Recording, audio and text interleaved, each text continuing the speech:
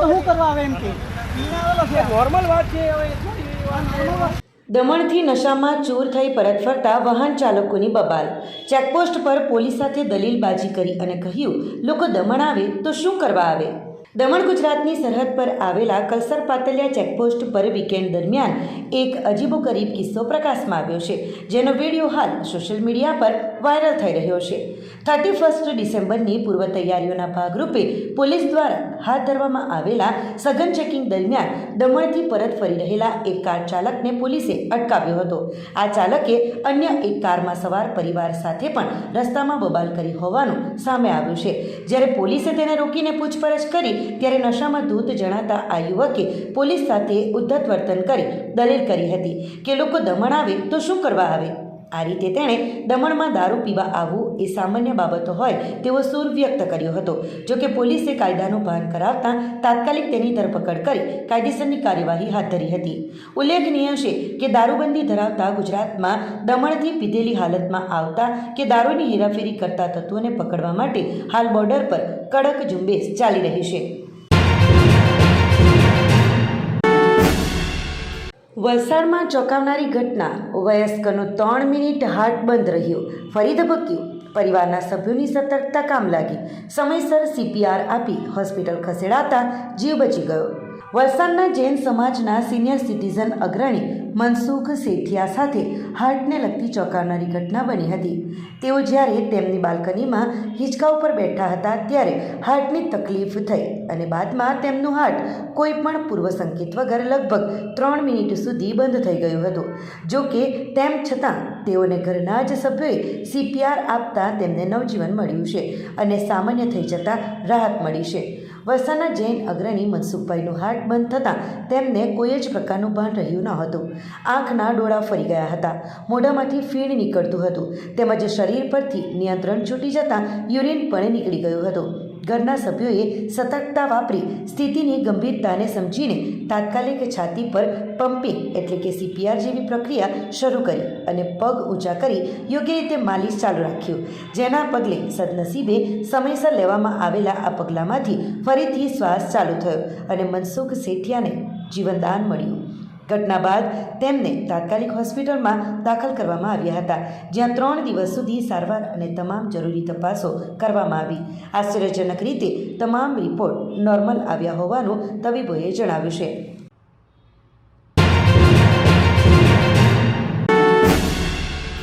ભિલાડની HDFC બેંકમાં બિલ્ડરે જમા કરાવેલી 500ના દરની 43 નોટ નકલી નીકળી.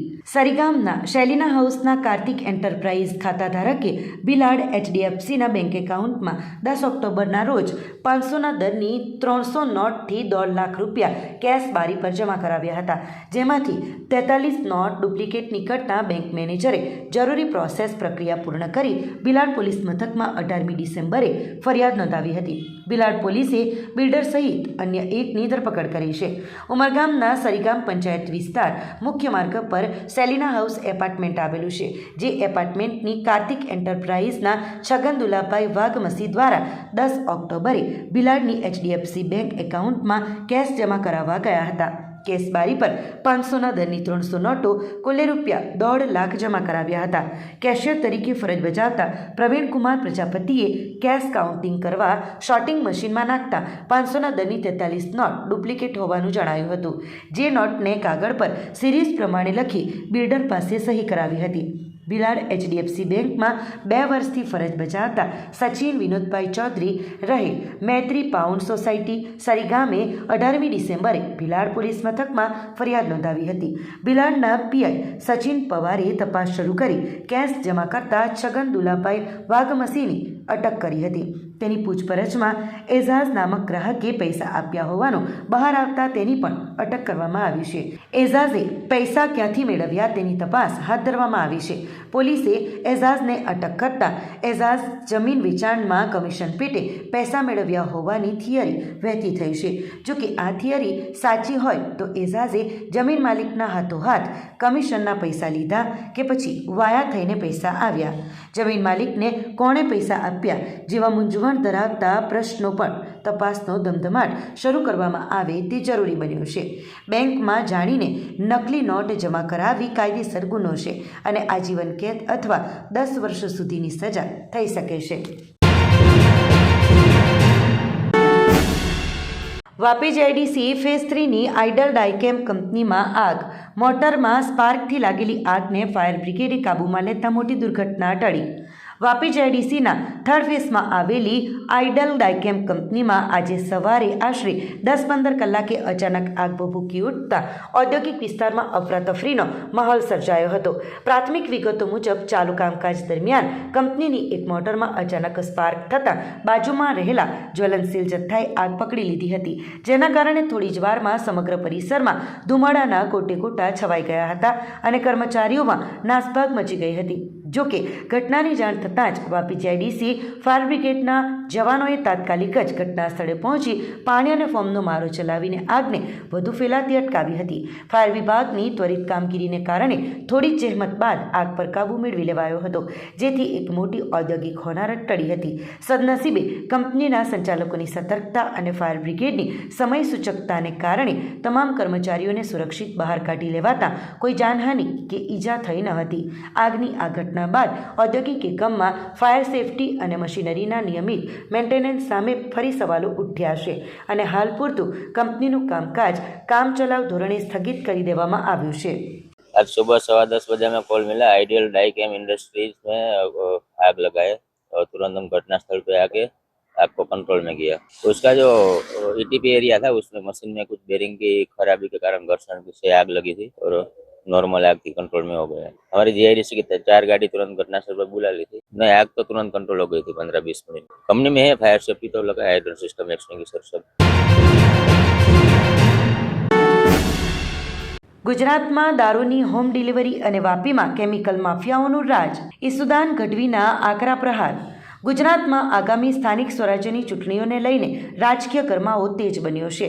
ત્યારે વાપીમાં યોજાયેલી આમ આદમી પાર્ટીની મહત્વપૂર્ણ સમીક્ષા બેઠક બાદ પ્રદેશ પ્રમુખ ઈસુદાન ગઢવીએ રાજ્ય સરકાર અને સ્થાનિક તંત્ર પર આકરા પ્રહારો કર્યા હતા.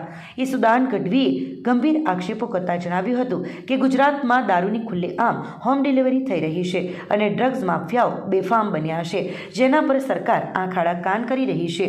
ખાસ કરીને વાપીની સ્થિતિ અંગે તેમણે જણાવ્યું હતું કે અહીં કેમિકલ અને ટેન્કર માફિયાઓ સક્રિય છે. ઉદ્યોગોમાં ગેરકાયદે બોરિંગ કરી કેમિકલનો નિકાલ કરાતો હોવાથી પર્યાવરણને ભારે નુકસાન થઈ રહ્યું છે, છતાં જવાબદાર અધિકારીઓ કોઈ નક્કર પગલાં લેતા નથી. આ ઉપરાંત શહેરમાં બ્રિજની કામગીરી ગોકળગાયની ગતિએ ચાલતી હોવાનો અને પ્રદૂષણની સમસ્યા વકરી હોવાનો મુદ્દો ઉઠાવી તેમણે ભાજપના વર્ષોના શાસન સામે સવાલો કર્યા હતા. આગામી વાપી મહાનગરપાલિકાની ચૂંટણી અંગે મોટી જાહેરાત કરતાં તેમણે કહ્યું હતું કે આપ તમામ બેઠકો પર પોતાના ઉમેદવારો ઉતારશે અને આગામી 15 દિવસમાં ઉમેદવાર પસંદગી પ્રક્રિયા શરૂ કરી દેશે. કોંગ્રેસ હવે જનતા માટે વિકલ્પ નથી તેમ જણાવી ગઢવીએ દાવો કર્યો હતો કે પ્રજા હવે ભાજપની સામે આમ આદમી પાર્ટીને મજબૂત વિકલ્પ તરીકે જોઈ રહી છે, જેથી આગામી દિવસોમાં વાપીમાં ભાજપ, કોંગ્રેસ અને આપ વચ્ચે ત્રિપાંખીયો જંગ જામશે તે નક્કી છે. તો એનો તો વિરોધી વોટ વેચાઈ જવાનો છે, તો એને નુકસાન ક્યાંથી થવાનું છે? પાણી નથી મળી રહ્યું સાહેબ. આટલા વર્ષના શાસન બાદ શુદ્ધ પાણી ન મળી રહે તો ભાજપને શું ઘાસ કાપવા માટે લોકો મત આપે? અને એટલા માટે આમ આદમી પાર્ટી મજબૂતાઈથી તમામ સીટો ઉપર મહાનગરપાલિકાની ચૂંટણી લડવાની છે. તમે જુઓ, ટેન્કર માફિયાઓના અત્યારે ટેન્કર રાજથી વાપીને મુક્ત કરાવ્યું છે. પોલ્યુશનનો પ્રશ્ન ખતરનાક છે, રોડ રસ્તાનું અને ડ્રેનેજનો પ્રશ્ન પણ ખતરનાક છે. બ્રિજ બને છે, બ્રિજ બનતું જ રહે છે, બ્રિજનું કામ જ પૂરું નથી થતું. આખા વાપીવાસીઓ રોજ ટ્રાફિકની સમસ્યાથી પીડાઈ રહ્યા છે અને ભ્રષ્ટાચાર ચરમસીમાએ છે.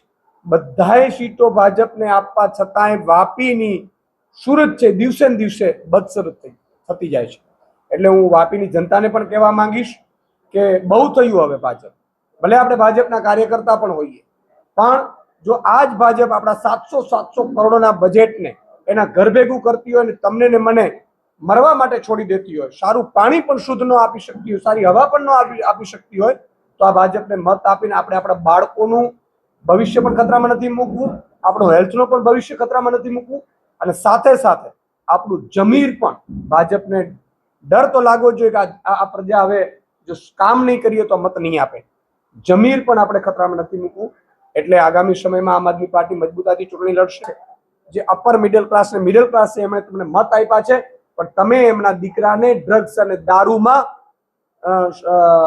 એને રવાડે ચડાવવાનું જે ષડયંત્ર રચ્યું છે, આ ભાજપનું ષડયંત્ર છે કે જો દારૂ આવતું રહે, લોકો નવયુવાનો પીતા રહે, તો એ નવયુવાનો નોકરી નહીં માંગે, એ નવયુવાનો રોજગારી નહીં માંગે, કારણ કે દારૂ જ પીતા પીતા એ લોકો પતી જશે. એ આ ભાજપનું ષડયંત્ર છે. અને હવે દારૂ કરતા ખતરનાક ડ્રગ્સના રવાડે ચડાવ્યું છે, જે બહુ જ ખતરનાક છે.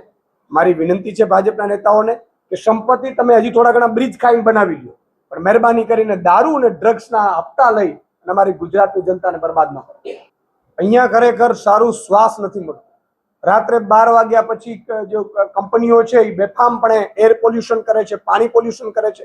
કંપનીઓ છે એ પોતાની જ ત્યાં અંદર બોર કરી અને પાણી દમણગંગામાં નાખે છે.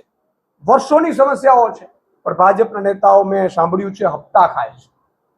ભાજપના નેતાઓ અને અધિકારીઓ પણ હપ્તા ખાય છે, જેના કારણે આખી જનતા પીડાઈ રહી છે. આજે વાપીમાં લોકોનું સ્વાસ્થ્ય છે ખાડે ગયું છે, લોકોને સ્વાસ્થ્યને ખૂબ તકલીફો પડી રહી છે. એટલે હું ખૂબ ચિંતિત છું અને આશા રાખીએ કે 2 વર્ષમાં જ આ ભાજપ વિદાય લે. ઉમરગામમાં ગોગો સ્મોકિંગ પેપરના ગેરકાયદેસર વેચાણ પર પોલીસનો કડક પ્રહાર. Umargam PI SD Chaudhari, PSI Sagar સાહેબના નેતૃત્વમાં ઉમરગામ પોલીસની કડક કાર્યવાહી. ઉમરગામ શહેરમાં યુવાનોમાં વધતા નશાના પ્રસારને અટકાવવા ઉમરગામ પોલીસે એક મહત્વપૂર્ણ અને પ્રશંસનીય કાર્યવાહી હાથ ધરી છે. ગોગો સ્મોકિંગ તથા રોલિંગ પેપર જેવા નશા સંબંધિત સામગ્રીના ગેરકાયદેસર વેચાણ પર નજર રાખી ઉમરગામ પોલીસે 3 પાન દુકાનદારોને ઝડપી પાડ્યા છે. આ કાર્યવાહીથી શહેરમાં કાયદો અને વ્યવસ્થાની સ્થિતિ વધુ મજબૂત બની છે અને નશા વિરોધી અભિયાનને વેગ મળ્યો છે. પોલીસ દ્વારા મળેલી માહિતી મુજબ મંગલમૂર્તિ પાન ભંડારના અમર બહાદુર યાદવ, રહે ગાંધીવાડી પ્રગતનગર, મૂળ રહે ઉત્તર પ્રદેશ, શ્રીનાથ પાન સેન્ટરના દિનેશચંદ્ર યાદવ, રહે ગાંધીવાડી વલ્લભ હાઇટ્સ, મૂળ રહે ઉત્તર પ્રદેશ, તેમજ મોર્યા પાનના વિનય યાદવ, રહે ગાંધીવાડી સાકેતનગર, મૂળ રહે ઉત્તર પ્રદેશ, ગોગો સ્મોકિંગ અને રોલિંગ પેપરનું વેચાણ કરતા હોવાનું સામે આવ્યું હતું. આ બાબતે ચોક્કસ માહિતી અને ગુપ્ત સૂચનાના આધારે ઉમરગામ પોલીસે તપાસ શરૂ કરી હતી. પોલીસે નિયમિત પેટ્રોલિંગ અને ચેકિંગ દરમિયાન સંબંધિત દુકાનોમાં તપાસ કરતા ગેરકાયદેસર રીતે ગોગો સ્મોકિંગ પેપર વેચાણ થતું હોવાનું પુરાવા સાથે બહાર આવ્યું હતું. ત્યારબાદ 3 દુકાનદારો સામે કાયદેસરની કાર્યવાહી હાથ ધરી તેમને ભેરવવામાં આવ્યા છે. આ કાર્યવાહી દરમિયાન જરૂરી મુદ્દામાલને જપ્ત કરવામાં આવ્યો હોવાનું પણ પોલીસ સૂત્રોએ જણાવ્યું છે.